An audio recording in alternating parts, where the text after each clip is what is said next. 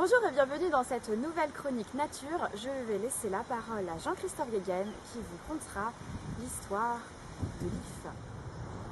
Bonjour à tous, nous voici dans notre chronique nature qui va vous raconter au fil de chaque épisode en gros l'histoire d'un arbre. Voilà, aujourd'hui nous avons choisi un arbre qui est bien représenté en France, surtout dans les parcs, c'est l'if. Alors c'est un arbre indigène qui peut vivre jusqu'à 2000 ans, comme en témoignent certains spécimens qu'on trouve dans les cimetières bretons ou normands. Il ne dépasse pas les 25 mètres et il est caractéristique par cette écorce qui est dure et qui s'arrache en lamelles. Alors cet arbre, c'est un poison, tout est empoisonné, que ce soit l'écorce, les feuilles, les racines. C'est un arbre qui a servi de poison de flèche, notamment pour les tribus gauloises, qui ont accueilli Jules César avec ses flèches empoisonnées. Et pendant très longtemps, on l'a associé dans le monde gaulois comme dans le monde catholique, à la fois à l'immortalité, puisque les spécimens vivent plusieurs milliers d'années, et à la mort, puisqu'il pouvait tuer. Donc il a été planté pendant très longtemps dans les cimetières, et il a fait beaucoup de dégâts, parce que comme il est empoisonné, il tuait les chevaux qu'on accrochait à l'arbre lorsqu'on allait enterrer le défunt. Et en général, après avoir enterré le défunt, on enterrait le cheval, parce que 250 grammes de feuilles, c'est la mort pour un animal. Alors, je vous disais, tout est empoisonné, sauf le fruit.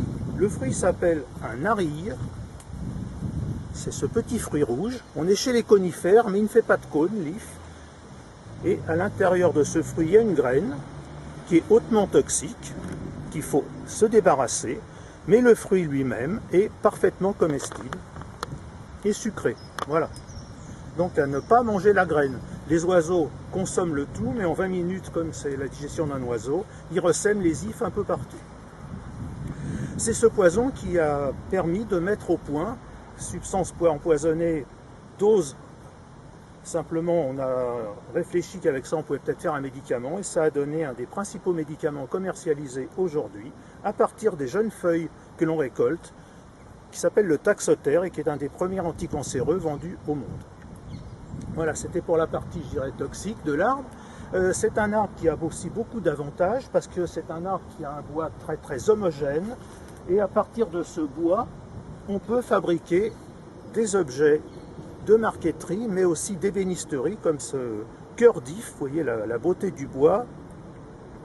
Donc c'est un bois qui se prête bien à la sculpture, on fait des pièces d'échecs. C'est dans l'histoire d'Harry Potter, la baguette d'Harry Potter et de Voldemort sont en bois d'if. Donc vous voyez, et puis ça a été pendant tout le paléolithique et le néolithique, avec ce bois qui est très dur mais souple, on a fait des arcs, et c'est ces arcs anglais de 2 mètres, les longbows, qui ont accueilli la cavalerie française en armure à Azincourt en 1415, et qui en quelques minutes ont décimé toute la chevalerie française. Voilà, donc comme la l'if a beaucoup de cordes à son arc, si on peut le dire. Voilà, bah écoutez, moi je vous remercie pour votre attention, et puis on passera à un autre arbre la prochaine fois.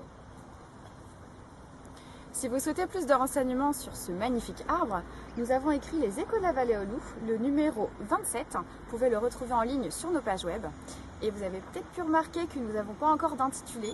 Donc nous aimerions vous solliciter. Donc, vous pouvez choisir un titre ici ci-dessous dans la barre pour nous aider à trouver un petit titre. Donc merci pour votre attention et puis à bientôt.